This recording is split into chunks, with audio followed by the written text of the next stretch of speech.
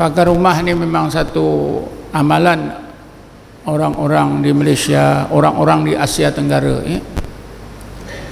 Pagar rumah ni sebenarnya adalah amalan perbomohan, perpawangan. Amalan yang mengandungi unsur-unsur yang boleh menyebabkan seseorang itu menyekutukan Allah. Kerana pagar-pagar rumah ini adalah merupakan tangkal-tangkal juga, tangkal azimat. Antaranya macam mana? Ditanam 4 penjuru rumah. Macam-macam yang ditanam ini. Yang saya temui di Kelang ada seorang keluarga diraja, dia sakit saja suami isteri, panggil saya. Bila sampai di rumah saya tanya, apa masalahnya? Dia kata isteri saya begini-begini.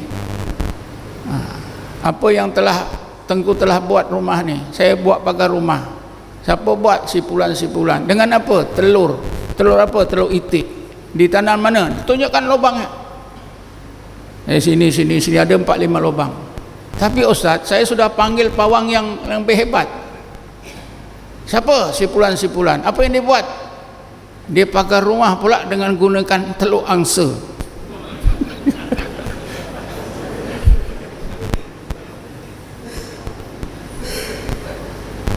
Akhirnya tuan-tuan, saya sembah cukur getah lubang-lubang tu, sembuh, tak ada apa. Kata saya, kedua-dua ni pawang. Jadi pagar rumah inilah yang memanggil jin itu untuk tunggu rumah. Bukan dia tunggu macam kita tunggu rumah, dia kacau lah tuan rumah. Itu yang sebab sakit. Di pagar-pagar rumah ni tuan-tuan, yang jadi masalah yang buat ustaz. Ni yang ngajar sekolah menengah, yang ngajar sekolah Arab. Berlaku seorang ustaz, kawan Dr. Najak ni. Dia ngajar sekolah menengah, sebuah sekolah menengah di mana? Di Sabak Bernam. Dia telefon Ustaz Najak, dia sakit. Bila datang ke pusat rawatan saya tanya, sudah berapa lama Ustaz sakit? Tak boleh tidur, tak boleh tunggu, sakit sana sakit ini, sudah 2 tahun.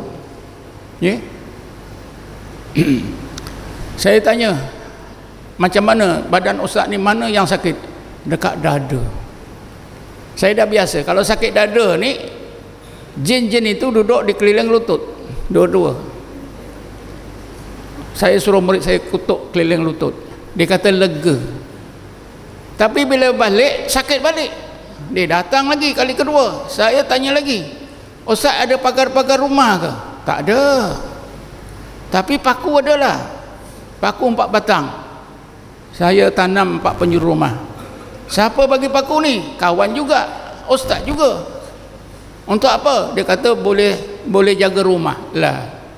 Ini pelajar Azhar, dia jagakan rumah dia itu paku 4 batang yang jaga rumah dia. Dia lupa Allah. Cuba tuan-tuan fikir. Jadi kalau gitu ustaz, hari ini tak payah saya obatkan ustaz. Ustaz balik, tentukan paku ni dapat, lepas tu ustaz buang. Kalau nak bawa kemari pun boleh. Cara carinya senang saja. Ustaz tahu tak tempat tanam? Tahu. Ambil tajak ke cangkul, tarik gitu, nanti tersangkut lah. Betul, tarik dapat 3 daripada 4. Sembuh tuan-tuan. Ini ustaz lepasan Azhar, ada ijazah syariah, ngajar sekolah menengah. Dia percaya pagar rumah. Apa salah percaya? Kawan dia juga ustaz yang buat, tapi tak tahu ini adalah perkara yang batil. Kalau cerita pagar rumah ni tuan-tuan tak habis 1 hari. Jangan diamalkan. Pagar rumah ni yang baik apa dia? Nak tidur tu sembahyang taubat, sembahyang hajat, minta keselamatan daripada Allah. Lepas tu baca apa? Doa kunut 13 kali. Allah mahdini man hadait wa afini fi man afait wa ta'alani fi man ta'alait wa barik li fi ma atait wa qini wasri anni bi rahmatika syarra ma qadait, sampai habis 13 kali baca. Itu sangat baik. Doa, serahkan rumah kita ni biar Allah.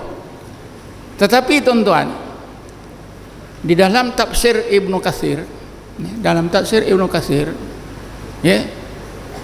ada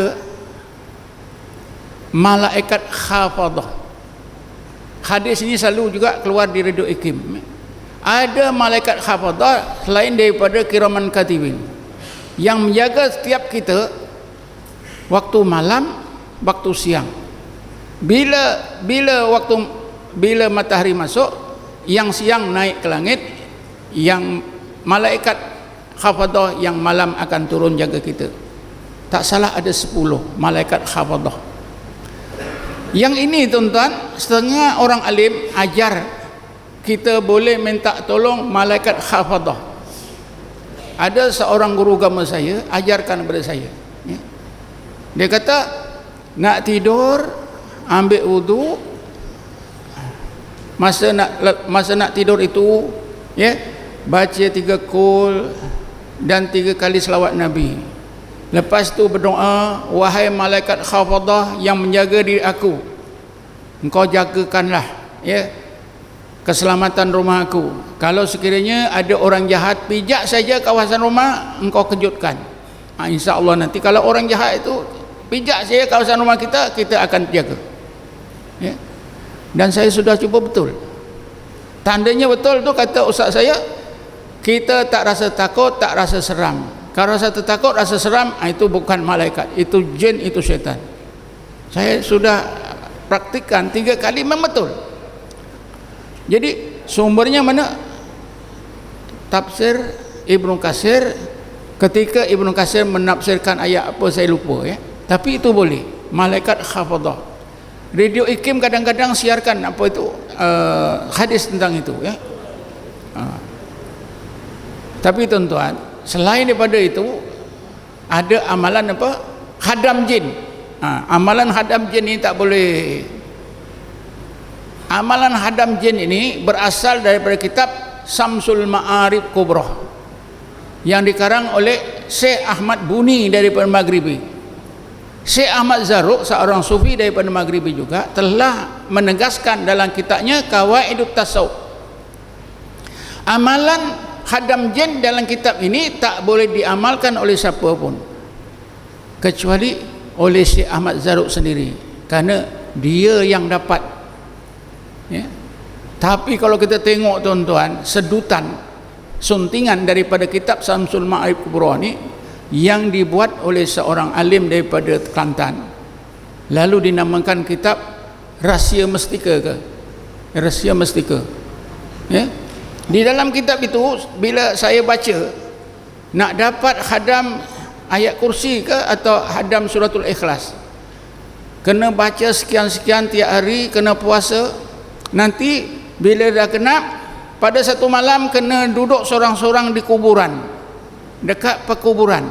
Nanti kalau datang ada suara keledai, ndaklah sabar, itu ujian. Macam-macam tuan-tuan. Jadi saya ingat ini ilmu Piramli. Jadi orang tanya pada saya, boleh tak ni hadam ayat? Tak boleh.